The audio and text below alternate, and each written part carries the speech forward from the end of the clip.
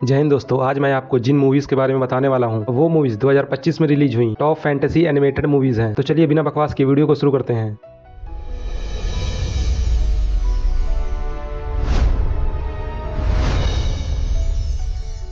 Number 1 पर जो movie है उसका नाम है डीमन स्लेयर इन्फिनिटी कैसल। जो लोग भी एनिमी देखने के शौकीन है वो लोग तो डीमन स्लेयर एनिमे के बारे में जानते ही होंगे। मुजान कागाया उबुसुकी के जाल से बचने और तमायो को काबू में करने के बाद इन्फिनिटी कैसल में वापस लौट जाता है, लेकिन इस बार वह अकेला नहीं जाता है बल्कि वह पूरी डीमन स्लेयर कॉर्प्स को अपने साथ इन्फिनिटी कैसल में ले जाता है। इन्फिनिटी कैसल के अंदर पहुंचते ही सभी डीमन स्लेयर अलग अलग जगहों पर बिखर जाते हैं। हर तरफ मौत का जाल बिछा होता है और उन पर लगातार लोअर रैंक्स के डीमन अटैक कर रहे होते हैं। दूसरी तरफ कागाया के बेटे किरिया और उनकी बहनें कोइना और कनाता कौवों की मदद से पूरे किले का नक्शा तैयार कर रहे होते हैं ताकि मुजान और बाकी डीमंस का पता लगाया जा सके। दूसरी तरफ रिटायर्ड हाशिरा टेंगन उयुई और शिंजोरो रेंगाकू बाहर सुरक्षा संभाल रहे होते हैं। इसी बीच शिनोबो का सामना होता है अपर रैंक 2 डीमन डोमा से, वही डोमा जिसने उसकी बहन को मौत के घाट उतारा था। शिनोबू अपनी जहरीली टेक्निक से डोमा को खत्म करने की पूरी कोशिश करती है, लेकिन डोमा धीरे धीरे इम्यून होता जाता है। आखिर एक भयानक लड़ाई के बाद डोमा शिनोबू को मारकर उसे निकल जाता है, लेकिन तभी वहाँ पहुंचती है कनाओ, जो अपनी बहन समान शिनोबू को बचा नहीं पाई। शिनोबू की मौत देखकर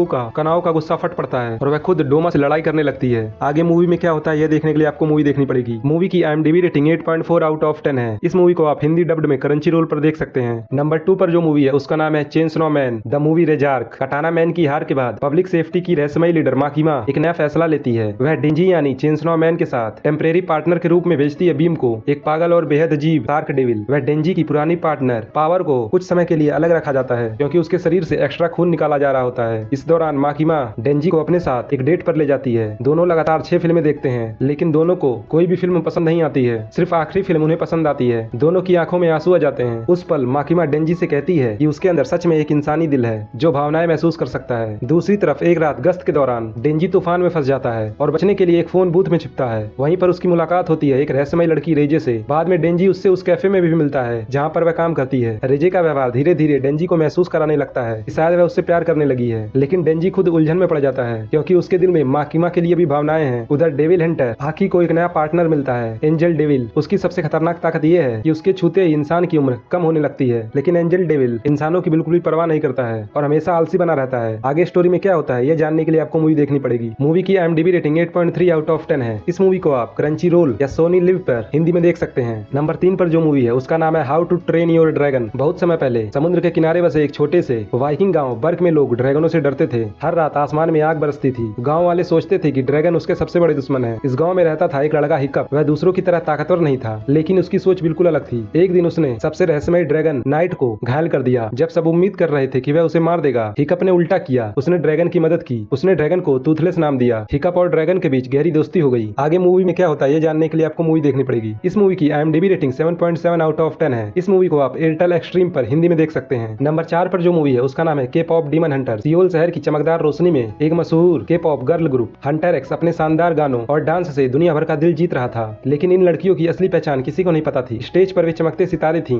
पर्दे के पीछे वो थी डीमन हंटर्स। रात होते ही वे अपने चमकदार कपड़े उतारकर वेपन्स उठाती और डीमंस से लड़ती जो इंसानों की दुनिया को अंधेरे में डुबाना चाहते थे। उनका सबसे बड़ा दुश्मन था साजा बॉयज, एक बॉय बैंड जो असल में डीमंस थे और बॉयज का रूप धारण किए हुए थे। दिन में वे भी आइडल्स की तरह गाना गाते और नाचते, लेकिन रात में उनका असली चेहरा सामने आता जो कि था भयानक डीमंस। मूवी में आगे क्या होता है ये जानने के लिए आपको मूवी देखनी पड़ेगी। मूवी की IMDb रेटिंग 7.4 आउट ऑफ 10 है। इस मूवी को आप हिंदी में नेटफ्लिक्स पर देख सकते हैं। नंबर 5 पर जो मूवी है उसका नाम है इलो। एक छोटे से शहर में एक लड़का रहता था जिसका नाम था एलियो। वह दूसरों से थोड़ा अलग था, कल्पनाओं में खोया हुआ, किताबों और सपनों की दुनिया में जीने वाला। लोग उसे अजीब समझते थे, लेकिन उसकी माँ ओल्गाना जानती थी कि उसके अंदर कुछ खास है। एक रात आसमान में चमकते सितारों के बीच एक रहस्यमयी रोशनी उतरी। एलियो को पता भी नहीं चला कि वह रोशनी उसे उठा ले गई और सीधे अंतरिक्ष में पहुंचा दिया। वहां मौजूद एलियंस ने उसे पृथ्वी का राजदूत मान लिया। अब एक साधारण लड़के को पृथ्वी की ओर से बोलना था। वह डर गया था, लेकिन धीरे धीरे उसने सीखा कि असली ताकत हथियारों में नहीं है बल्कि दोस्ती और साहस में होती है। एलियो ने अलग अलग ग्रहों पर जाकर अलग अलग एलियंस से मुलाकात की। कभी हंसी, कभी डर, कभी आंसू।